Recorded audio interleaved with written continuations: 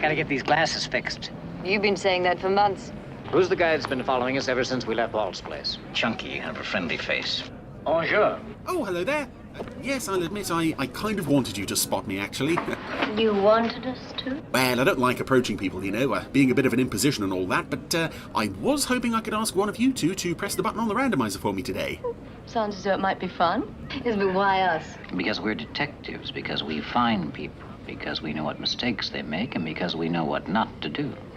Well, actually, it's because I'm pretty sure The Protectors is the only Jerry Anderson show that I haven't actually asked any regulars from to press the button on the randomizer yet. Well, unless I've forgotten already. After 111 weeks, it's getting very difficult to remember. Contessa, would you like to do the honours? All right, it's all right. I'll handle it.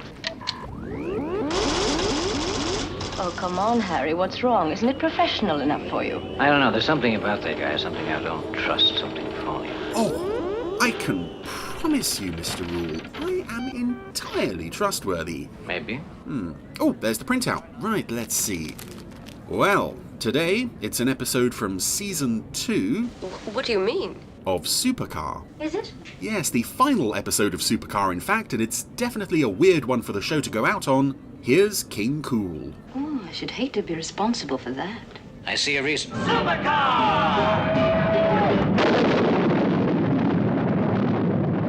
So after the return of Stingray to the randomizer last week, we're now revisiting Supercar, which also has not been around for quite a while. Super Soap, King Kool. With King Kool, the final episode of Supercar to be produced. As you may be able to hear, there is a nice little drum and piano session going on here. What you may not know, if you haven't seen this episode, is that the chap on the drums... This King Kool, he's the greatest. Yeah, he's the greatest. He's playing the drums. He's also a gorilla. Believe you're jealous. You're a real cute monkey, Mitch, but you can't play the drums. That's it. Their relationship's over. Yeah, a nice touch at the beginning of the episode. The episode title was the words King Kool on King Kool's drum. You've switched it off. Say, listen, I've got an idea. Uh-oh. I'll ask Dr. Beaker to make a drum kit for you. I can play the piano, and I'll teach you to play the drums. Oh, and here we go. Sudden What do you say, Mitch? musical ability for Jimmy and quite a few other people in this episode that we've never seen previously. Definitely not. But Dr. Beaker... No buts, Jimmy. You can talk me into most things, Jimmy, but this time, no. Definitely and positively, no. So Beaker has refused to build Mitch a drum kit. Obviously, he is going to stick very strongly to that decision, and is not, even as we speak, working in the laboratory while everyone else is asleep. And this is the final episode, as I said, of Supercar to be produced and most probably aired. I don't have the air dates list right in front of me. Oh, we're seeing everybody's in everybody's bedrooms. Mike's and Pop Kisses and Jimmy's. We've seen in Jimmy's quite a bit already. Mitch. Mitch. Oh, I know I said Jimmy. I've said before that Jimmy is an ugly puppet, but when he's lying down, the nose, that big nose of his, actually looks broken. Do you reckon he's making that drum kit after all? Oh, poor little Mitch gets a little pet bed on the floor. Uh-oh. What on earth is happening? Oh, Mike's tapping his feet while he's sleeping. That's quite nice. Dr. Beaker's done it. He's made you a drum kit. No, I didn't make him a drum kit, Jimmy. I made it for myself. I figure if you want something, I shall not only not let you have it, but make one for myself. Oh.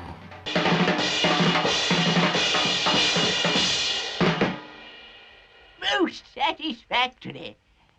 Man. Oh, good old Beaker. He's come through for Jimmy and Mitch, and now he and Mike and Popkiss are out in Supercar. Your overhaul that you've carried out on Supercar's engines is just great.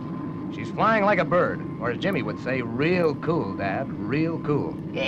We're getting into the period of trying to sound cool and hip for the youngsters. Very kind of you to find time to make Mitch's drum kit. It certainly keeps Mitch out of mischief, and Jimmy does nothing else but teach him how to play. I suppose so long as it brings him happiness, it's all worthwhile. But I really do think he's wasting his time with Mitch. Monkeys have a limited intelligence, you know. Now, come on. Regardless, I do hope he enjoys the 500 pounds of gelignite I hid in the big drum. Kill two birds with one stone, Mike. That's fine, Mitch. So now Jimmy and Mitch have been left alone in the supercar lab, which never seems like a good idea. Symbol, Mitch. Now hit it. Oh, but Mitch is a bit scared. Mitch is a bit scared of the drum kit. Mitch, hit it. Oh, that's it. Up to the rafters with him. Poor old Mitch. And meanwhile, over at this is the guy who owns King Kool is named Bud Hamburger, and he's just got King Kool in his living room. Okay, King. That's it for tonight. Guess you'd better get back to your cage. Oh, he's chained to the floor. That's quite sad. Yeah, so this is this Bud Hamburger chap just This is your just lets King Kool into his house to play the drums and then sends him back out to a cage. Only the Supercar team. Well, folks, I guess today is the great day. What, is Jimmy leaving, Michael? Oh, joy! I've been waiting for this day. Well, since we picked up the little sprog, really. Intelligence? Yes, Beaker, we've heard all that many times before. But Jimmy wants to give us a demonstration. And Oh, Jimmy this and Jimmy that. I won't. Well, very well. Results might be quite surprising. After all, he has been training Mitch now for 3 weeks. Right, so this is 3 weeks later. 3 weeks Jimmy and Mitch have been practicing. Here we go. Let's see how they go. You're ready, folks? all righty, Jimmy, and looking forward to enjoying the show. I wouldn't go that far, Professor. But of course, we all realize that Monkeys have a limited intelligence. And now let's get on. It's quite strange that Beaker is pushing that line, considering that throughout the series he seems to have made it his Supercar. sort of a personal mission of his to sort of encourage Mitch and respond to the animal intelligence that he clearly has. But maybe that was more of a first season thing, and of course the second season the Andersons were writing all of these scripts. The series took a more juvenile tone. I don't. Maybe they just didn't realise that that had been a running thread through the first season. I also like this piece of incidental music, which I don't think has ever appeared on any of the Supercar soundtrack releases over the years. I've just recently picked up the new silver screen one. I got the vinyl and the CD, and I've got the previous Fanderson ones as well, but this piece has never appeared on there, I don't think. Unless I'm talking absolute nonsense, and it appeared on the very latest one, and I just forgot. So did they already have a piano at Black Rock? We've never seen Jimmy demonstrate any musical ability up to this point. We've never seen Jimmy demonstrate any ability at all up to this point. But it does seem strange that either they already had a piano there or they got one for Jimmy. Oh, encore! Wonderful! Like Kool, man, like Kool. Oh dear. The most easily impressed audience in Nevada. Anyway. Say, Mitch, there's a write-up here about King Kool. He lives right close in Batesville. Oh, yeah, Batesville. This was a city that was established as being quite near to the Supercar lab in the second series. Gee, I guess the excitement of the day's been too much for you, Mitch. Come to think of it, I'm pretty tired myself. Good night, Mitch. Oh, Jimmy picked up on the hint that Mitch was... Oh, Mitch was leading him on as well. Oh, as soon as the light was out, he opened one eye. Very good meals. Thank you, Beaker. Now, if you and Mike are staying in tonight, I think I'll go into Batesville to see my old friend, Professor Harlow. Say, doesn't he have some sort of observatory set up and studies the stars and all that jazz? He does indeed, but I do... It seems like the sort of interesting thing we probably should have covered at some point in the series before the final episode, Mike, but, well, there we go. Sleep for once. I am always most considerate when other people are sleeping. Good night. There's that bit where the painting falls off the wall. So, yes, it's night in the Supercar lab. And as Beaker leaves in his very noisy truck, we can...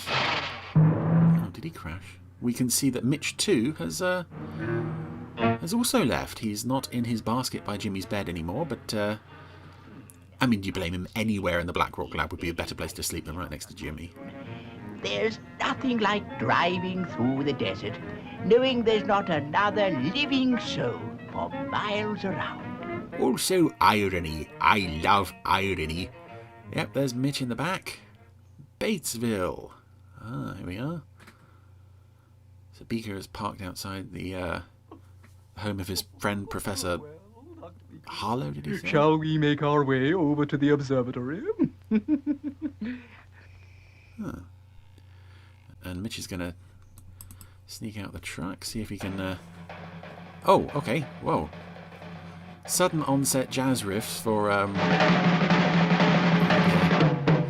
Yeah, this is the point where the episode starts to go a little bit off the rails. I've been on board with it so far, but Mitch works well in small doses, and now we're getting a huge... well, we're getting basically an entire plot dedicated to him this week, which...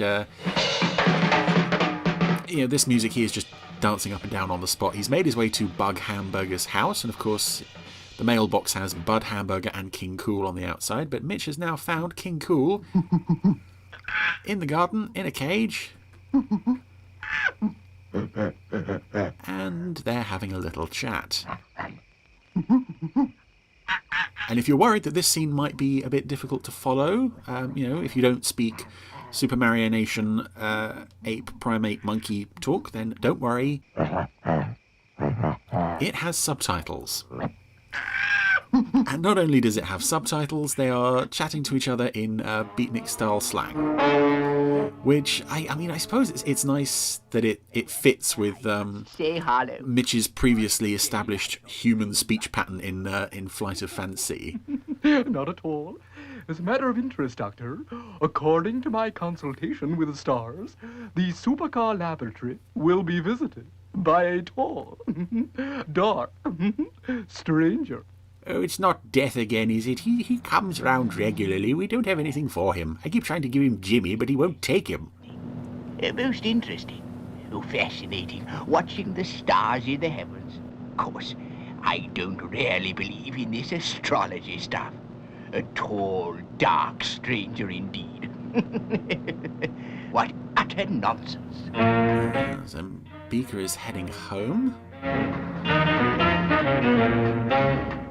Oh, that's a rather unsettling shot. Just straight onto Beaker's face. Ooh, that was quite sinister. The eyes weren't moving. But we can see now that King Kool has played a swap. He put... no, he didn't put Jimmy in the cage. That's what Beaker wants. He put Mitch in the cage. And King Kool went back to the Black Rock Lab on Beaker's truck. Now there's a shadowy figure sneaking up on Jimmy. Oh, that is... I mean... That is quite well directed. That is almost frightening, at least for this show, because... Ham and eggs for you. I think shadows... 2 eggs, please. Nighttime scenes and shadows look better in black and white. They look a bit more effective. And the King Kool puppet is rather disturbing anyway. He's got these sort of... I got in so late last night. Sort of rather sinister eyes. Professor Popkiss, something terrible has happened. Oh dear. So King Kool found his way to Mitch's bed in Jimmy's room. I don't know, maybe he recognised the monkey smell. I would never have believed it possible. What is it, Doc? It's Mitch. He's grown to at least twice his size. Into the control room, quickly. Who knows, he might be violent. And meanwhile... Kool, you've shrunk. Say, what goes on? Mitch, we must help him in some way. I don't know how realistic this is, that people would just automatically assume that their primate ape things have either grown or shrunk, but As I fear. I suppose there's not many other immediate explanations for what's happened. This has got to stop. Dr. Beaker, I've got an idea. Oh, shut up. 2 minutes. It'll fail and it's useless. Go away. 2 minutes. Oh, that's Beaker's lab being smashed up. Okay, Mike. Oh, so Jimmy's plan is... Unless you have to, will you? Don't worry, Jim. We're as fond of Mitch as you are, you know. Play the piano to him, and... Oh, that's calmed him down a little. Luring him out of the lab, which he was smashing to pieces. Again, this is one of those things in final episodes you see a lot of props and things being smashed up. I wonder if It's dangerous. that was Beaker's lab being destroyed for real, or if it was just some more stuff they had lying around. Get ready, Mike.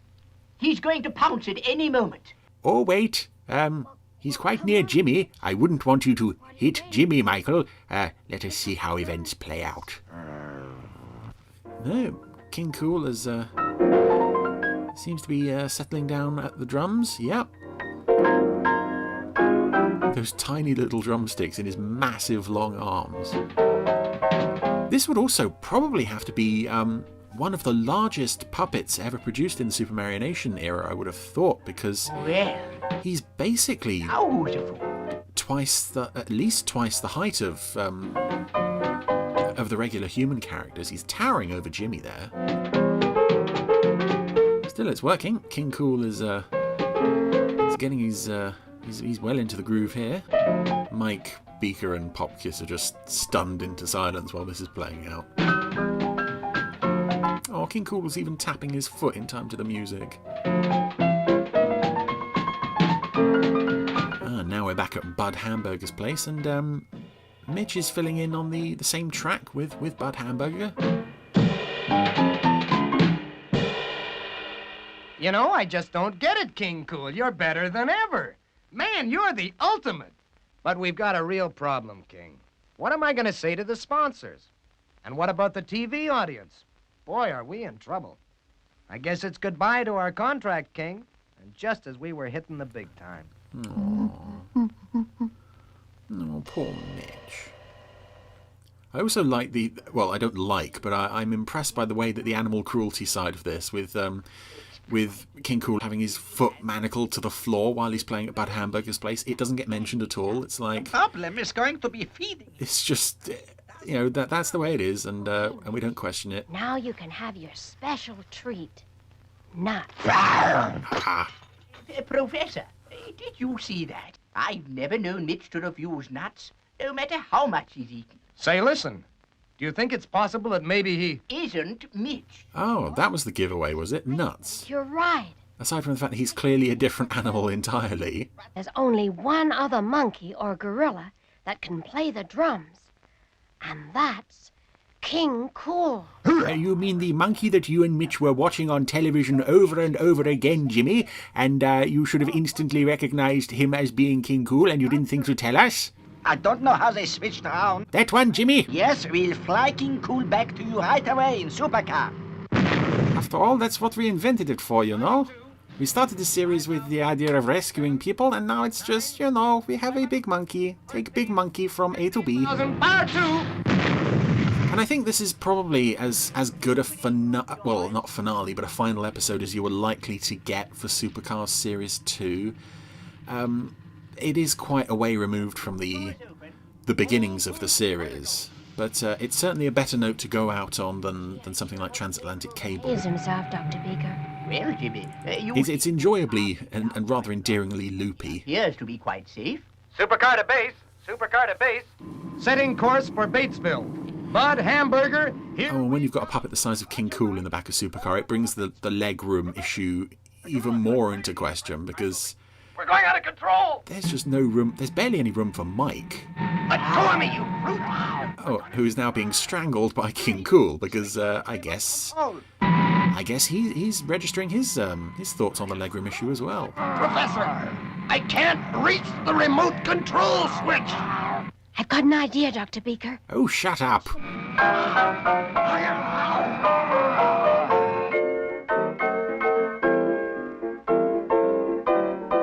Something else I do admire with this episode, and certain later episodes of, and they always seem to fall later in the show's run, of episodes revolving around music or a piece of music or a performance, like with Space City Special in Fireball XL5, which I think was the final episode made, and they end with a big musical number. Why not give it a whirl? Oh, so now they've brought King Kool home and everything's been sorted out. King Kool and Mitch are sat on the sofa. King Kool's got his arm around Mitch, and now they look like good friends. Say, if there's anything I can do in return, you just say the word. Well, there is one thing. We've got Peter coming round to see you about this whole chaining animals to the floor thing. Boy, we'll really have a ball. My goodness, I'm so excited, I can't wait. Yep, just as Fireball XL5 went out with a big musical performance, we are now ending Supercar with... And now we present to you the show you've all been waiting for, folks, the Bud Hamburger. Fireball XL5. Bravo! Bravo! And this week, we have a very special surprise for you all. King Kool with Musical Mitch. So yeah, obviously Mitch was trained Finally, through this episode on the drums. world famous Supercar team. But now with this episode, we not only discover that Jimmy can play the piano, here's Beaker on the trumpet, and Mike is I think he's on the double bass. And none of this has been established previously. And I it didn't need to be established previously. I kind of love that characters just suddenly demonstrate musical ability in this and Space City Special. And if we can't really have a definite final episode for Supercar, I don't think, or indeed most of the Jerry Anderson shows, so why not go out with a nice big musical number? You know, there's really not much else. How else would you end a show like this? You can't... There's not really any long-running story that you can wrap up. And I do love this this performance as well. This is Swanee, isn't it? I think, but a Barry Gray reinterpretation of it. Oh, Beaker's playing the trumpet, and it's clear these puppets are not. Well, Mike looks quite real and naturalistic on the drum. No, he's not on the drum, he's on the double bass. Mitch is on the drums, he looks quite good. Jimmy looks quite good on the piano too, but Beaker with the trumpet, just with his lip locked open constantly and bouncing up and down on the spot, is perhaps letting the side down a bit. And that was it. That was Supercar, King Kool. What a strange note to go out on. As I said, I think this final episode is a long way from where the show began. If you do have to end the show, I suppose it's nice to end it on a sort of rousing musical number. A story by Jerry and Sylvia Anderson from an idea by Jerry Anderson and Reg Hill. Presumably that they had in the pub. What if we have monkeys on drums? But it's pleasant enough. I rather enjoyed coming back to that one, actually. I remember the last time I saw this one, I had a raging cold. I felt like absolute death, so it's been a much better viewing experience this time, and yeah, nice little bit of King Kool. Nice way to end Supercar, really.